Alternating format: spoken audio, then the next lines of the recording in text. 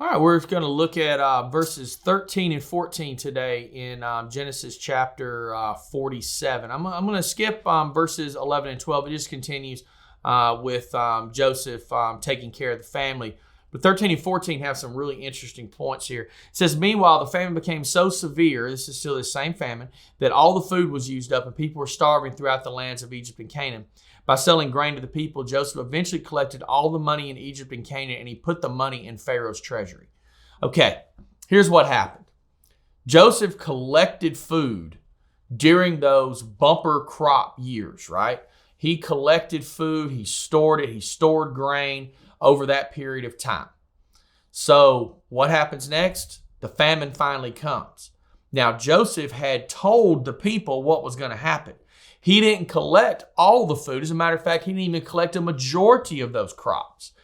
But the people should have been collecting and saving themselves. I don't think they did to the level that they should have. So what did they find themselves doing? They found themselves having to turn to Joseph, to turn to the government to feed them. Because I think like a lot of people, they thought the good times will roll on forever.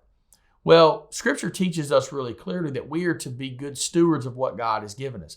God has blessed us with things and we need to take care of them. We need to plan. We should save. We should take care of things. We should look forward to a time when everything may not be perfect. But I think a lot of people in the land of Egypt looked around and said, oh, wow, bumper crops. Let's just, we'll sell it, we'll use it, it'll be fine, the good times will never end. Well, here's the deal. Sometimes the good times end. And these people had not, I don't think, planned for that. So what happened? Joseph wound up collecting from the people all the money in both Egypt and Canaan. Pharaoh had all the money. Pharaoh literally had all the money. And remember, their money is, precious metal coins, those kind of things. He collects all of this. He has everything. He is rich beyond his wildest dreams because of Joseph.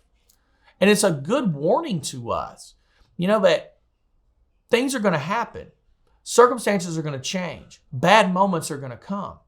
It's why we look around. It's why we save. It's why we have emergency funds. It's why we use wisely the things that God blesses us with and gives us.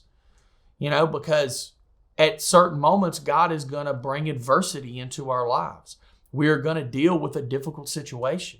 And when we have planned ahead and been good stewards of what God has blessed us with, we have what we need. It's not that we don't depend on God. It's not that we're independent of God. It's just everything we have is given to us by Him. So therefore, we take care of what we have and what God has blessed us with, so that in the times of plenty or the times of little, we're covered. We're okay because of what God has blessed us with. We'll see some more of that play out tomorrow.